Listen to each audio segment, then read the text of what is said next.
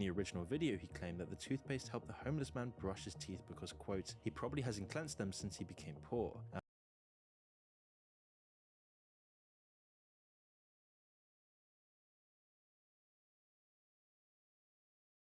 What?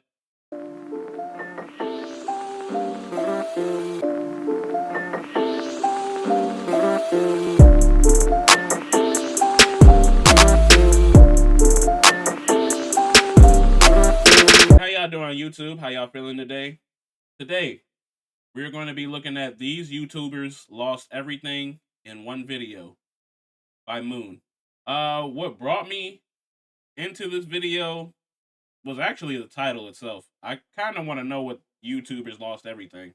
And I want to see, we like downfall videos over here. So, downfall videos is a good time over here. And we get to see what they about to do. The price of success. And we all know YouTubers do some crazy shit for content. There's some YouTubers that do some crazy shit for content. It's no mystery that most YouTubers will do anything for views, from the world's dumbest pranks to literal threats, stealing from innocent people to actual murder. But how often do these YouTubers actually face consequences for their actions? Well, more often than you'd think. There are actually hundreds of instances where YouTubers have gone to prison for what they've done online, with their crimes ranging from unbelievably stupid to unbelievably deranged. But we'll start off by looking at the unbelievably stupid ones. Now, we've all seen some version of the classic entitled YouTube prankster, using innocent people just trying to go about their day as unwilling participants on their unfunny hidden camera show. But I guarantee you haven't seen someone do this quite like— You know what? These pranks really do be unfunny, bruh. Some of them be funny, but most of them, they miss a lot. Like, I don't get the little YouTube prank shit. I mean, I do, but doing like YouTube pranks now, I don't get it. A lot of those pranks are very unfunny. A lot. Like, about like a good 98% of them are very unfunny. Oh, nigga, I would say don't come to DC with that shit either. You will get folded. You will get fouled on. Yep. You will get fucked up. Don't do this shit in DC at all. Niggas already got problems here with niggas stealing cars and shit. We gotta worry about the kids. Now we gotta worry about you pranksters. Nigga, we shooting somebody. Like Kangao Ren, aka Reset. The Spanish creator started on YouTube in 2014, and his journey began innocently enough, posting gameplay from various video games. But he quickly became known specifically— Hey, that was a W thumbnail right there. You could tell a little kid made that one. You can tell how old he was when he made this W thumbnail.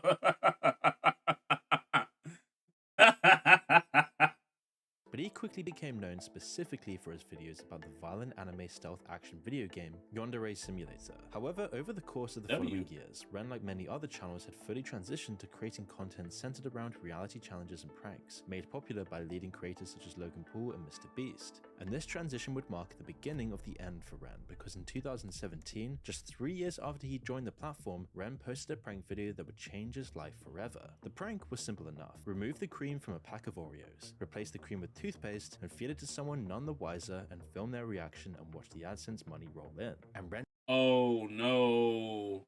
Don't tell me he did this shit to a homeless person. Oh yes, redacted. Oh, you know about this nigga. Oh, Alien already knows about this. Oh, I'm learning some lore out here. And y'all know I watch these videos to learn more about like YouTuber lore. I'm a beginning YouTuber. I've only been doing this shit for like almost like 2-3 months. And I don't know a lot of YouTubers like that. I know some, but a lot of these names, I'm learning these names from these recommendeds and from the homies. So I don't know a lot about these people's background. This nigga about to do something nefarious.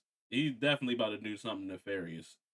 And chose the perfect victim, someone who would happily take Oreos from a stranger, a homeless man. But what Ren failed to realize is that ingesting toothpaste in mass quantity can cause severe vomiting, diarrhea, and difficulty in breathing. And although there was no evidence that the homeless man in the video experienced these symptoms, Reset's 1.2 million subscribers didn't appreciate his willingness to effectively poison a homeless person for views, and neither did Spanish courts, because soon after, Reset was charged and eventually found guilty of violating the moral integrity of the homeless man. He was ultimately sentenced to 15 months in prison and was banned— Damn!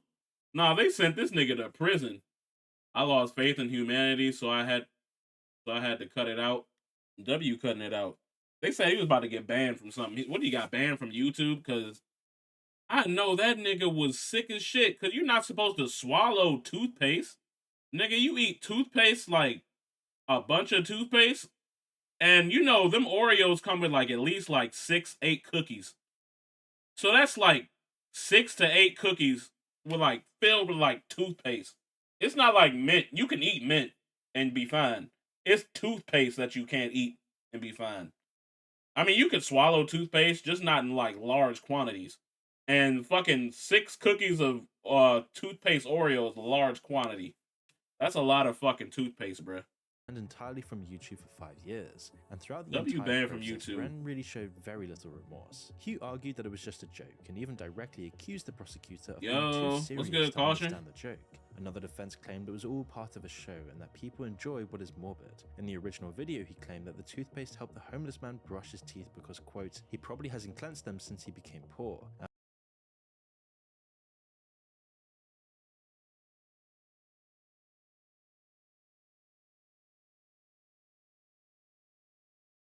What? What?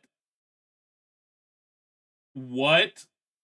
Not only did this nigga do his time in prison, this nigga didn't learn from this. This nigga even said, "Hey, I probably helped him brush his teeth because he didn't brush his teeth. He probably has not cleaned his teeth since he became poor." This is so crazy. And perhaps worse, in an apology video following the incident, Ren blamed the audience for their reaction to the prank, citing that, quote, people exaggerate over jokes in the street on a beggar, when surely if it's a normal person they wouldn't say anything. Ren clearly has no remorse for what he's done. That is very crazy. Nigga, it don't matter if it was a beggar or not, nigga. If you'd have did that with anybody, they would have obviously tasted the toothpaste. If it was a regular person, they would have tasted the toothpaste off the first cookie and said, fuck this shit. But you took advantage of a homeless nigga. That nigga bit into it, tasted the toothpaste, but that nigga don't have food like that. So he's like, you know what? I don't care if it's a prank or not. I need to eat. So he ate them cookies. He probably ate all them cookies knowing there was toothpaste in it. That nigga ain't give a fuck because he hungry. And this nigga took full advantage of that. That is so crazy. And he views the homeless as mere NPCs who can be exploited and tortured for our entertainment. And even though an incident of this caliber is somewhat rare, it's certainly representative of a much more problematic attitude that has swept across YouTube in recent years. I hate these type of YouTubers, bruh. They do this shit. IRL streaming is the worst kind of streaming, bruh. All I see is bad things with IRL streaming, bruh. Bad things that the streamer is doing, or bad things that happens to the streamer.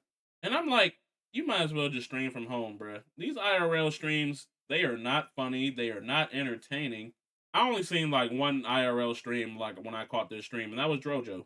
That was because she was just touring the place of like, she was just touring Japan.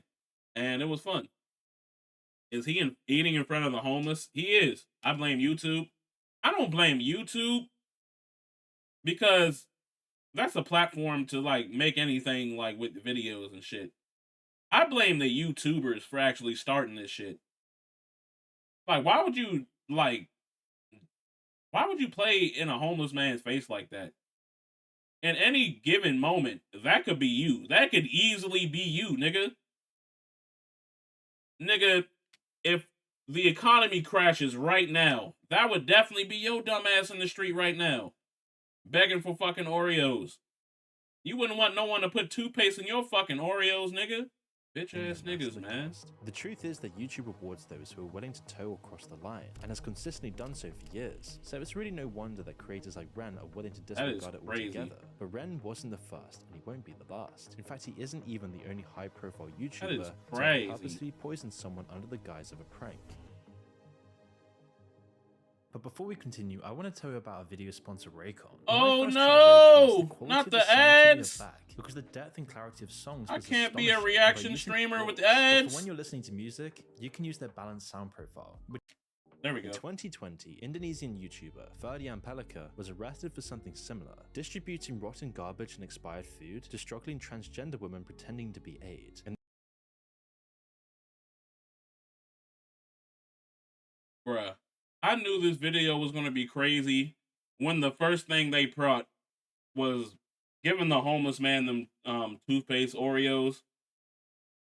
But I didn't think the second one would be crazy like this. Nah. Off the bat, that literally went from 25 to 100. What? What the fuck? Bruh. YouTuber who pranked trans women with garbage-filled aid packages. Bruh. He gave these niggas rotten expired food. Bruh. They were probably thinking like he was helping their ass out. Until they saw that fucking care package and saw nothing but garbage and shit. He lucky he didn't get his ass beat. Nah, this is insane, bruh. And this YouTuber now faces up to 12 years in prison for his crimes. But both of these YouTubers represent cases of YouTubers targeting specific communities who are particularly vulnerable. You could simply write their cases off as extreme examples of classism or homophobia. It really has little to do with YouTube specifically. That is until you discover the slew of prank-centric crimes by YouTubers in recent years. And many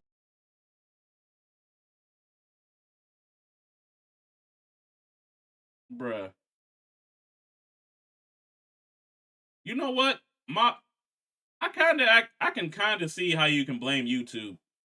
Because YouTube could easily just like shut all that shit down. Like take all their videos down. But it's too many damn videos for them to take down. So I can see why you partially blame YouTube. But at the same time, this is a lot of shit. This is a lot of shit to take down. I definitely blame the YouTubers more than the YouTube.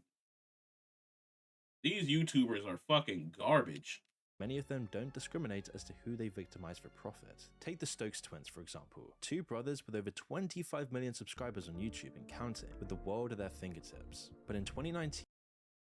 Yeah, they can take down one Corey Kenshin video, but they're not about to take down millions of videos that's doing these pranks. It's way too many. It's like with LTG. LTG has a bunch of niggas that copy all his content, like steal all his content and all that shit. And he can't submit and there's so many people that he can't even submit anything about it. So they kind of stuck with like them stealing his content. They can definitely take down a video deemed unsafe for reaction. Yeah, they can. But will they? Probably not. And will other people learn that when YouTube takes down that video, where other people learn, like people not trying to have like that kind of content? Probably not. They're probably going to still do the same shit. They were making headlines for all the wrong reasons. Alex and Alan Stokes have been on YouTube since 2015 and have managed to avoid major controversy. But in 2019, the twins were arrested for a bank robbery prank gone wrong. In the subsequent video, the twins were shown running from a bank, donning all black clothing and masks while carrying duffel bags full of money. Bystanders looked on in shock as they believed it was real, and this was the desired reaction to the prank. However, the situation soon took... These niggas stupid. These niggas are stupid as hell.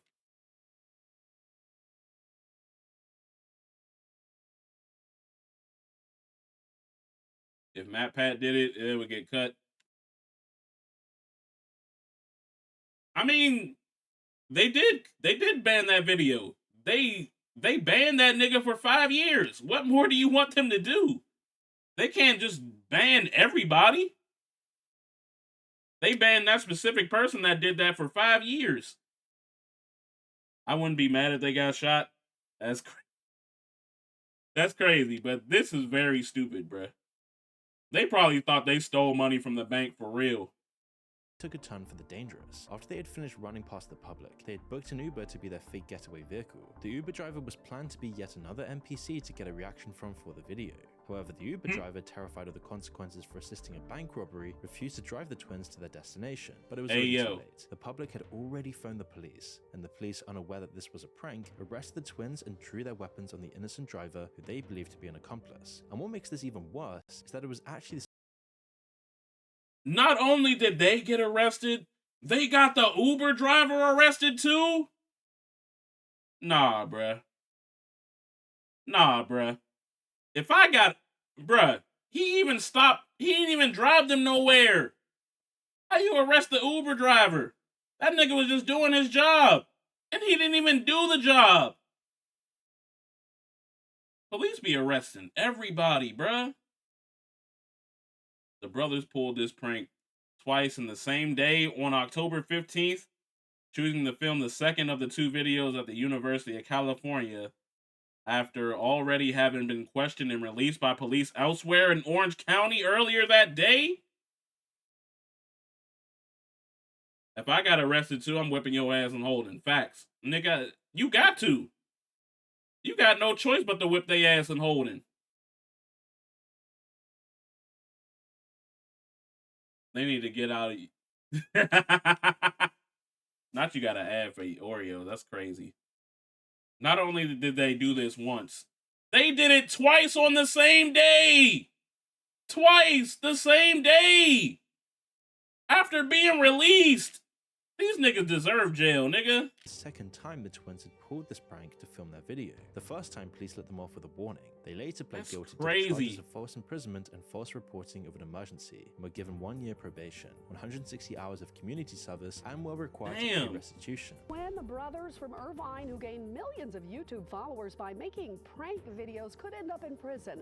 Alan and Alex Stokes have been charged with false imprisonment, accused of faking bank robberies in Irvine last October. And during one of the pranks, police mistakenly pulled a gun on an Uber driver. Despite the Stokes twins paying for their negligence and disregard for the public, there's a reason they thought their prank was okay. It's because YouTubers stand more to gain from controversy than they stand to lose. Just look at some of the leading faces on YouTube, such as Nelk or Gideon. Both have had a fair share of...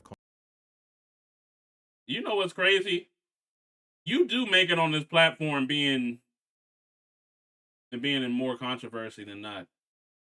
If you want to make it like big to be like a big name, you gotta have like controversy.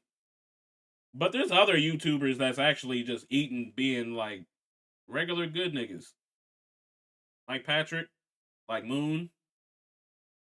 Fucking, what was it, Wavy? What's his name? Wavy 100? Kind of racist. They put the black dude in the forefront. Hey, yeah. But you know what? Fuck Gideon. That nigga's a fucking cornball. Fuck Gideon, nigga. Goofy ass nigga. Controversy and arrests. Members of Nelk have actually been arrested for some of their pranks, including faking a murder in a Barnes & Noble, and disturbing the peace in a Target, and impersonating security personnel at the mall. Gideon has been banned from major sporting institutions such as the NBA, WNBA, and Wimbledon, whilst also being arrested for trespassing on a university campus during a prank. But in the wake of these controversies, these creator empires were thriving more than ever, because people love raunchy, controversial topics. Look at this fucking goofy ass nigga. Are terrible creators by any means. Instead, they're just examples to other influencers that this stuff pays off well. Nelk's built an incredibly big empire. Because of this, there's going to be creators who will do things far worse than these creators, just to get views and attention. And this is where things get dangerous. And perhaps... Prankster shot in the chest? Hey, I want to know that story, nigga. Go back to that. No creator is more guilty of causing public chaos in the name of content than Arab Andy, a former Twitch and YouTube live streamer who has since been banned from both platforms. Arab Andy was notorious for streaming every aspect of his life, and donations dictate his actions to the extreme. In addition to this, Andy's viewers could donate to play an audio of their choosing from a speaker on his person. In the name of Allah, you American scum will from this in my bag in 5, 4, 3, 2, 1. Oh, nah! His chat wildin'! His chat is wilding! Nah, bruh. Buddy saw the camera and was like, you want a show? Bet. That was crazy. But his chat wildin'! Why would you even make this? Yo, knowing the community that you have and knowing that you're a YouTuber in fucking, I don't know if he's in America, but nigga, if you got an American fan base, you wearing a little hijab and all that shit, the kafia, whatever it's called, and then you got your chat saying shit like this, bruh. This is crazy. Nah, this was crazy. Yo, man. Good night, you trash niggers. Bruh, his chat is crazy. That what? Nah. I know they were uncomfortable, bruh. His chat is Predictably, insane. this niche was a ticking time bomb for Andy, because in 2018, live on stream, he entered a University of Washington classroom full of students, and in the video, Andy calls for everyone's attention and plays an audio from one of his viewers' donations. With students and faculty thinking that this was a real bomb threat, everyone immediately ran for their lives. Arab Andy was initially sentenced to 10 years in prison, which was later reduced to 2 months. That's Andy's crazy. experiments not only proved that giving the internet full control over your life can backfire catastrophically, but that viewers en masse crave a glimpse into unfiltered chaos and authentic human reactions to unprecedented situations. That is so crazy. Bruh. I'm glad they didn't give him the whole 10 years, because you can't fully blame him for that. But as a streamer, you gotta know your audience, bruh, and how wild your audience is. So he definitely gets blame, but not 100% of the blame. That was very crazy. Behind their keyboards, and this can easily be capitalized on. And few understand this, quite like Jake Paul. During the summer of 2020, civil unrest had overtaken the United States. Protests by Black Lives Matter were occurring daily in almost every major US city, and during the chaos, there were tons of examples of retail stores being looted by bad faith actors who were using all the chaos to commit crime on innocent people. Well, Jake was actually witnessed and photographed at the scene of the looting and vandalization of the Scottsdale Mall in Arizona, with police citing that they'd received hundreds of tips about his presence amongst the crowd. Jake was then subsequently taken into custody by law enforcement and charged with misdemeanor trespassing as well as unlawful assembly. But it's really hard to believe that a high-profile So basically, they arrested Jake Paul because he was just a known name at the time. That's basically what they did. They just arrested that nigga because he was the most known name at the time. Which is bullshit. And they try to charge him with assembly like he made this shit happen. No, nigga, he just walked in that bitch. He just happened to be there protesting. That was kind of stupid. Millionaire like Jake Paul was at this mall to steal a few $100s worth of merchandise. So why was he there? Well, of course, for content, and Jake would tell you that himself. Soon after his arrest, he released a statement on Twitter to disclaim that he nor anyone in his group had anything to do with looting or vandalism, and that they were there to film everything. He also claimed that this was an effort to bring more attention to the Black Lives Matter movement and the anger that affected communities were feeling at the time. But it's no mystery why Jake was at a chaotic looting at a mall. He was definitely there for content. Protest outside a city hall. Jake was just there to get views and virtue signal. And although he claimed to be in full support of Black Lives Matter, he was just there to broadcast himself, doing everything he could to look good in front of viewers. And because this sparked more controversy, he would get more views. And whilst normal people saw tragedy and legitimate anger on both sides of the political spectrum, Jake Paul just saw more opportunity to make money for himself. And while he wasn't able to post his footage from that day, Jake was fortunately able to post and clickbait his actual arrest. But while Jake Paul isn't the only Paul brother to have been arrested, he is the only Paul brother to have been arrested in the US. Logan Paul's arrest took place far from Ohio. Logan I think they got him in his wrestling attire. explained in a 2017 video he posted that he was actually arrested in Italy, and to be fair, the story was fairly uneventful. He was apprehended by Italian military after he was caught flying a drone around the Colosseum, and while this does sound rather innocuous, it's actually emblematic of something that plagues other famous YouTubers. Logan thinking he can disregard a minor law surrounding historic landmarks, all in the name of content, reeks of entitlement, and Logan is far from the worst offender when it comes to entitled breaking of laws abroad, the most recent of the bunch being YouTuber Phidias. Phidias has made a name for himself in recent recent years with his tasteless thumbnails, blatant stalking of Elon Musk, and for stealing from the homeless to conquer a self-imposed survival challenge. However, his first rise didn't come until this year. Yeah, the Italians don't fuck around with drones. Yeah, I can see that. Clearly. While he was in Japan filming a video in which he would attempt to travel across the entire country for free. It was absolutely full of stupid and just plain criminal behavior. Some of the highlights were Phidias dodging train fares wherever he could. One of his favorite strategies was to lock himself in the toilet and pretend to be sick, slipping off the train once the coast was clear. Another one of his exploits was dining and dashing from a 5-star hotel breakfast, leaving the bill unpaid. He even tried to get out of the 50-cent bus fare discrepancy after the money he begged for wasn't enough to pay the whole bill. The police even held him for 5 hours over that one. But this whole thing was just a massive slap in the face of a country with a culture of hospitality and public order. A series of stuff. Oh, he did this in Japan? He did this in Japan? Aw, bruh. Nigga, they would have just gave you that shit. Japan is hospitable. And that nigga white. Well, he a lighter skin variation. I don't know if he's white or not, but nigga, Japan is fucking hospitable. You could have asked them nicely if they would have gave you that shit. They would have gave you anything you wanted to they wanted to give you, bruh. They would have just gave you that lighter skin variation. I don't know what that nigga race is, bruh. And I'm not about to mistake his race, nigga. He white. Hey, if you say he white, fuck it. Yeah, he's on the lighter skin variation. I don't know what race he is.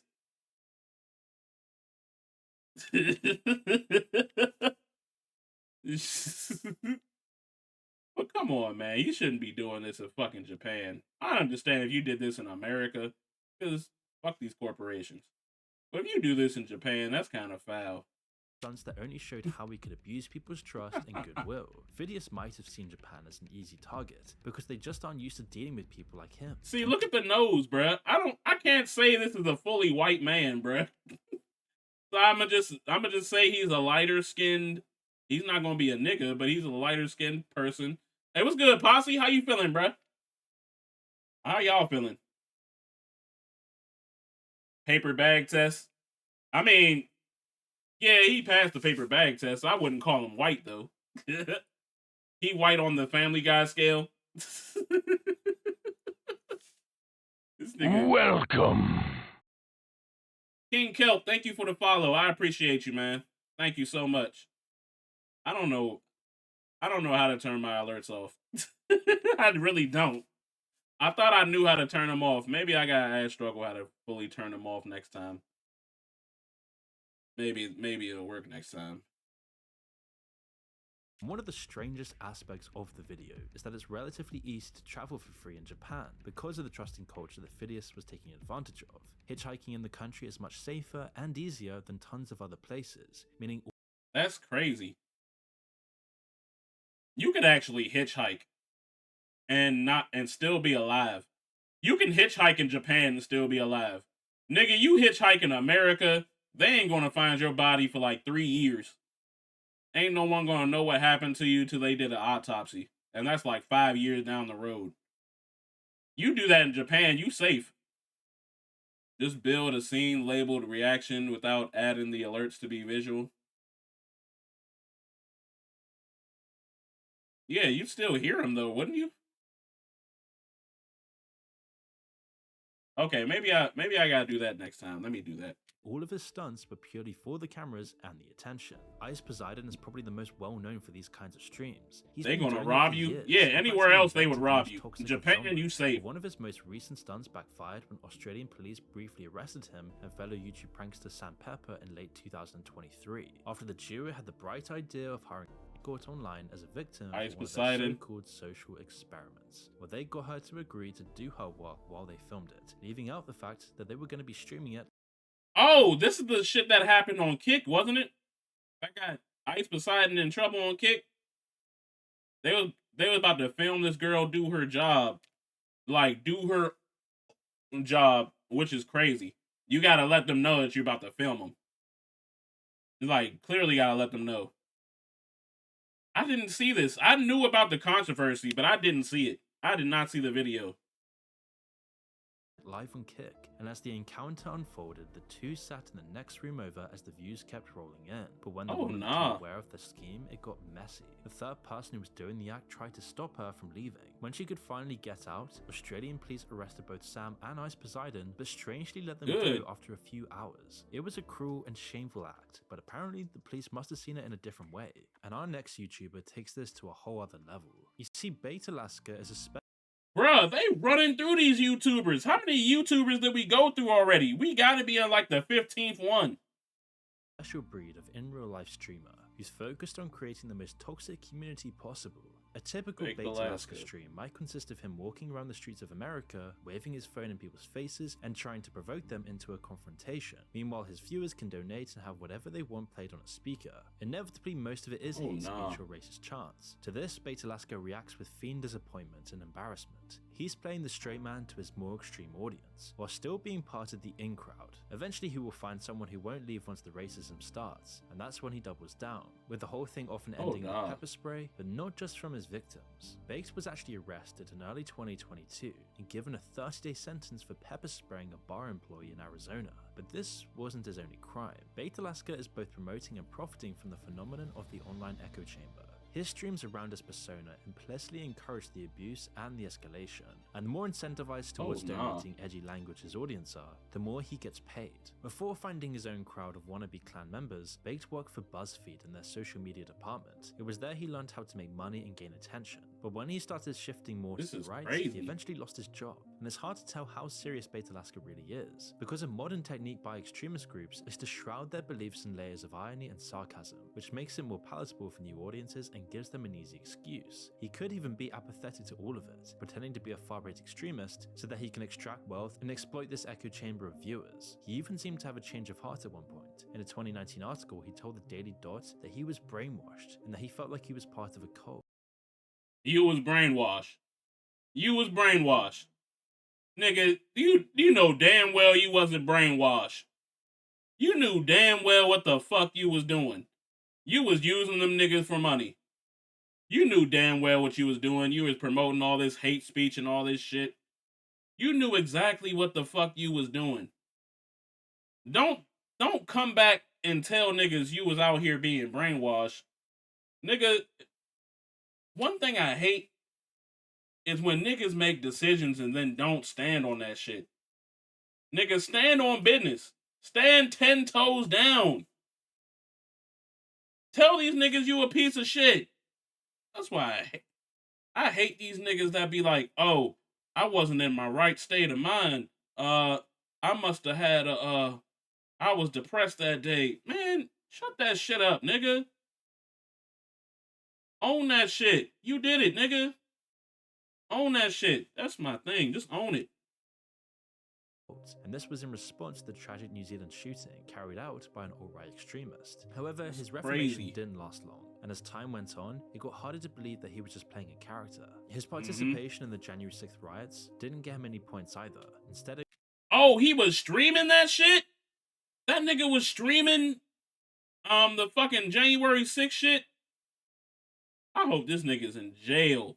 it got him 60 days in jail, 2 years of probation, and another misdemeanor charge to add to the collection instead. With any luck, Baked Alaska will slowly see his audience dry up as he fades into obscurity. There's always the lurking danger that people will latch on to hate and base. It's already happened time and time again. And streamers like Baked Alaska are the most dangerous and destructive towards society because they give these evil ideologies the content to keep indoctrinating more people, something he knows himself, but at this point he's got nothing else left. While Baked Alaska might play a role in fueling the mental illness and violent tendencies of others, our next YouTuber has been on the other end of the cycle entirely. Boogie2988 has been absorbing and putting out negativity online for years. Once a well-respected YouTuber known as one of the friendliest and nicest guys on the internet, Boogie's downfall has been a decade-long tragedy. Now, Boogie's been enjoying a small renaissance recently with the release of Mike Clum's brilliant debut documentary about him, and there's some unforgettable scenes, but one of the most memorable is his conversation with an employee at a professional staffing agency. I am disabled, there's that. Now, the downside of that is I am... Why are they recording this? Isn't this like a private conversation with him and the person that's trying to get him a job? Why are they recording this? Of course they ain't hire you. They probably know you're a YouTuber now. They probably saw you on YouTube and just thought you were doing this for content, which he probably was. Nah, this is insane, bro. Extremely depressed. So there's some mental health issues that we bring to the table. And then physically, I am morbidly obese. I have no references, no work history, and no education. And when you Google my name, you might see rumors that I beat my ex-wife, and I am also a pedophile. It has to be seen. Oh, nah. I wouldn't have admitted that at all.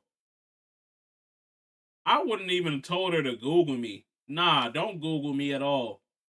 I would just disable my whole life. That's why I never had a job. I'd have kept it like clear, cut, simple, bruh. I'm disabled. I'm fat. Like I can't do all the things I'm supposed to do. So that's why I don't have any experience. This is crazy.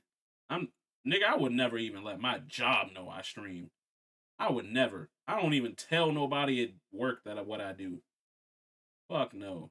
To be believed. But what makes it so enticing is the conflict between real life and the victim mentality that Boogie has been peddling online for years. Every attempt Boogie makes at coasting forward on sympathy gets politely shut down. Every guilt trip gets ignored. It prompts him to give up entirely and go back to his That's not funny. That's not that he was ever actually serious about getting a job to begin with. Boogie's underlying mental illnesses and his depressive attitude have been both rewarded and made worse by the internet. While his few remaining fans, my job thinks I stream feed is crazy. The legions of people either rightfully criticizing that is crazy. Personal attacks have given him yet another excuse to be It comes up at meetings? Oh, hell no. YouTuber called Frank Hassel that pushed him over the edge. Hassel is a character who's pretty similar to Bait Alaska. He makes right-leaning live streams, which often involve him harassing members of the public or generally trying to provoke a reaction. A strategy that got him banned off YouTube before all of this occurred. And it was in 2020 that he decided to begin harassing getting banned, starting an internet feud that would eventually go horribly wrong. You see, like most internet drama, it all began on Twitter, with Frank Hassel sending multiple threats and public insults to Boogie over a period of weeks and months. Boogie wasn't innocent either, of course, threatening Frank. I let one person Frank I then know leaked their DMs on Twitter, and eventually I let one person know I stream.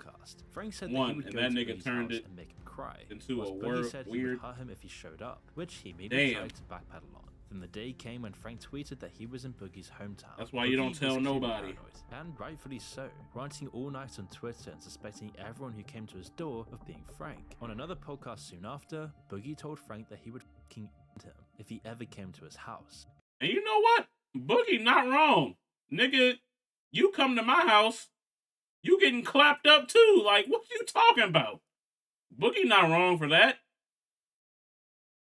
Nigga, I see you on my front door, on my porch. You getting done dirty. Out of here. Blammo. Nigga's gonna have to fucking, what's that? Make GoFundMes for your ass, nigga. I know you ain't got no life insurance. I know you ain't got no money. Your family gotta hit that GoFundMe and hope niggas donate to her. Stop playing if you want to, nigga. You can play if you want to, nigga. Fuck that. But I have no problem. Hell, you might even get piped. Who knows? Ayo. Okay. When Frank finally did show up at Boogie's house, at first, Boogie didn't even open the door. But after some goading, he eventually gave up and fired a warning shot to try and scare Frank away. Boogie2988 online said someone traveled from out of state as part of a harassment campaign Oh, no. by a rival YouTuber. Williams reportedly told the person to leave and fired a warning shot. Frank did leave, but only after hurling a few more insults at Boogie. A year after the incident, Boogie was actually charged with aggravated assault and was forced to pay a $5,000 Aggravated assault? That nigga was at his front door, harassing him. Boogie not at fault for this one. Boogie not at fault. Release, after being booked into the Washington County Jail in Arkansas. Boogie really only spent a little over 3 hours in jail though, and settled with a plea deal a short time afterwards. So that's a $500 bail. Oh yeah, you definitely got 500. He do. It still really messes with me. For the people who've been in there for days, weeks, months, years, I don't know how you do it. I'm lucky. I'm privileged, right? Like, they could have not given me bail. I could have not been able to afford bail. They could have held me until my trial date, right? I only spent 4 hours in there, but some people... It's a chilling story of how the online world can amplify and aggravate mental health issues, leading to a reaction far out of proportion with reality. However, unlike Boogie, some YouTubers actively seek out Boogie looks better than he did 10 years ago. That's because he was training for that fight with shit. Who that nigga was? Who that nigga fight? Shit. Oh, he was training for that fight with Wings. That's why. That's why he looks so good now. Hopefully he's still like keeping up with the workouts and shit.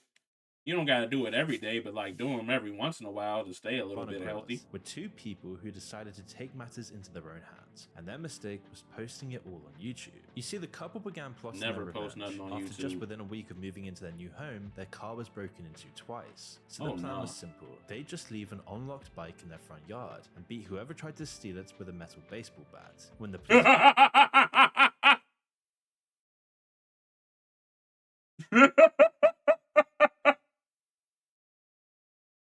That's kind of crazy. Hey. Hey, you think you came up on a bike and you see a nigga come out with a bat and start beating your ass? I'm not going to say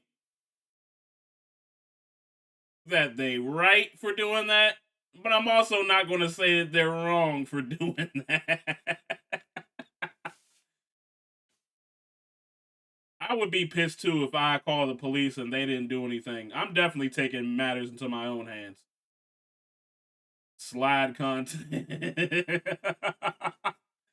Bruh. Nah, that's crazy. But I definitely understand. Definitely. They charged both of them with assault with a deadly weapon. The thieves went on and we will slide this bum ass nigga. They would have been punished. However, the police reported alleged 4 times that the couple had done this, but an interview 4 conducted by times local news with one of the neighbors implied it happened a lot more times than that. The news even implied that the couple were luring people into their yard with the bike, but it's hard to see how that's really the case here. If it was an open suitcase of money, it might be different, but leaving a bike in your own yard isn't really the same thing as inviting them in to steal it. You can see why so many people sympathize with the couple here. Now, it is a relief that the all they did was leave the bike on the yard. That's not enticing them to steal it. Niggas just want to steal bikes because they want to steal it. But beating their ass, like, just leaving it there on purpose just for the sole purpose of beating niggas' asses, that's kind of crazy. That is definitely kind of crazy. Hear me out? No, I don't want to hear you out. No. Charges were dropped soon afterwards, with the police saying that the would-be thieves all refused to testify. But seeing as the state didn't promise them niggas know better now, trying to steal the bike, it's a result they would have expected. Not the thieves. Even if they did prosecute, it's also incredibly unlikely any jury with half a brain cell would actually convict this couple. Obviously, it goes without saying that you really shouldn't do this. But while the justice system might not be perfect by any means, at least it got this one mostly right. Unfortunately though, not all the cases of people showing off to the internet have such a good ending. In fact, the attention and the monetary incentive that it provides can often lead twisted all the stealing niggas in that neighborhood know for real that these people out here whipping ass. Facts. Who went by the name of Reflay on. Oh, I remember this. We watched a video of him murdering his girlfriend, which was crazy. They're probably going to show it right now. It was a truly awful situation.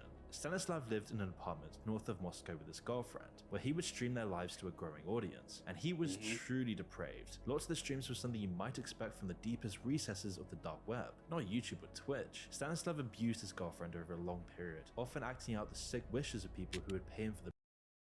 Oh yeah, that's where we find out DV is actually legal in fucking Russia. That shit is crazy. I'm surprised I didn't post that video yet. Yeah, DV is definitely legal in Russia. So if a woman gets their ass beat, no one's going to say or do anything about it. Unless she dies, which is very crazy. It shouldn't even get to that point.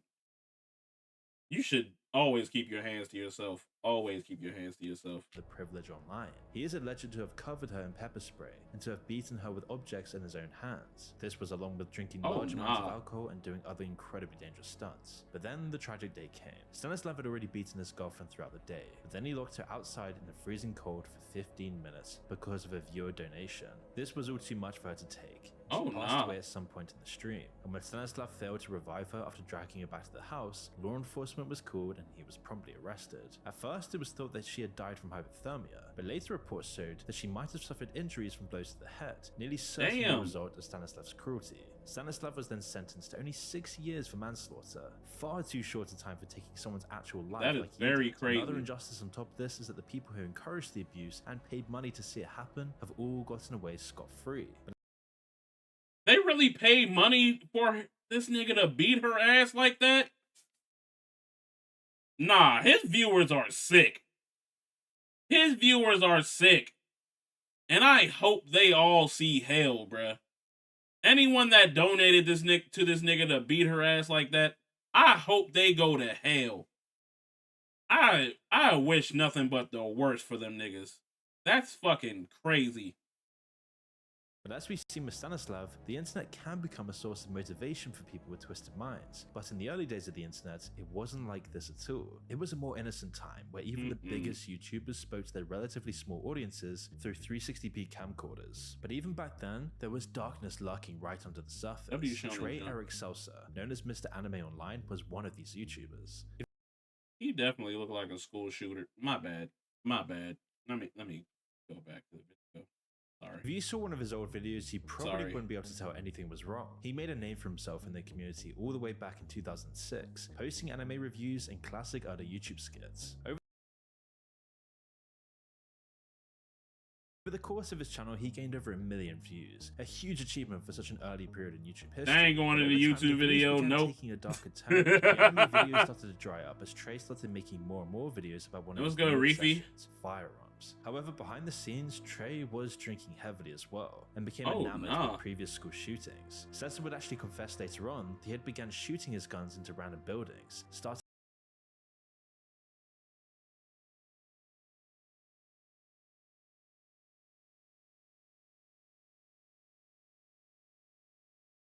Bruh. No way I called that out. No way I called that. No way I called... Bruh. Mop, it's staying in the YouTube video now. It gotta be in the YouTube video now, because I called it. I don't know what it is with me and calling shit out. But this ain't... I call shit out all the time, bruh. This is crazy. Yeah, this is crazy. Fires and actually killed his pet rabbit, and he built up this huge plan in his mind to act out the awful crimes he admired so much at his old high school. In one of Trey's final videos, he cryptically alludes to a new job opportunity and that there are bigger things in the future. Little did his audience know what these plans really were. The tragedy came in March of 2012. First, Trey went back to his family home and shot his mother, his brother, and then his father. In his own twisted logic, Trey later said that he wanted to spare them from knowing about what he was going to do. And after wrecking the house and writing guilty messages on the walls, he drove to his old high school. But after